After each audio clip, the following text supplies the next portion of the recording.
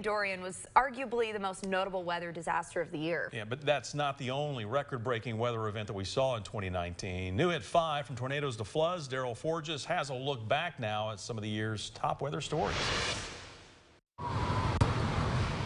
Howling winds, catastrophic flooding, and indescribable destruction. In September, one of the year's worst weather events battered the Bahamas. Hurricane Dorian first made landfall on the Abaco Islands as a 185-mile-per-hour Category 5. Then, just hours later, Dorian made its second landfall on Grand Bahama and stalled. Fierce winds lashed the island for nearly 24 hours.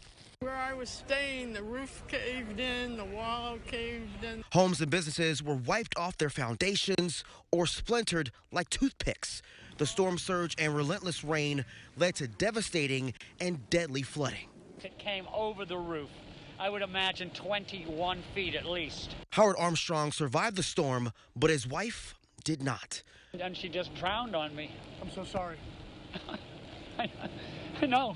More than 600 people were killed, and hundreds of others are still missing. Just days later, Hurricane Dorian has its sights set on North Carolina. And on September 6th, the storm made landfall over Cape Hatteras at a 90-mile-per-hour Category 1. But its effects were felt all across the Carolinas. High winds, downed power lines in Charleston, South Carolina, kicked up violent surf along the coast, and spawned a couple of tornadoes, including this one near Wilmington, North Carolina. It was so fast. I remember hearing a loud noise. Next thing I know, the trailer started shaking. According to Google Trends, Hurricane Dorian is the most searched news story of 2019. Also in September, the most wild thing I have ever seen. Tropical Storm Imelda dumped heavy flooding rains across parts of South Texas. Just about every road in Winnie is flooded right now. The storm formed near the Texas coast and made landfall an hour and a half later. As it slowly moved inland, Imelda inundated towns, prompting water rescues and road closures, and caused rivers to rise and overflow their banks. Several barges on the San Jacinto River broke free, with one slamming into a bridge along Interstate 10 and two becoming lodged underneath. According to the National Weather Service, Harris County received more than 15 inches of rain, while some areas in nearby Jefferson County picked up more than 3.5 feet. In the spring, severe storms produced numerous damaging tornadoes.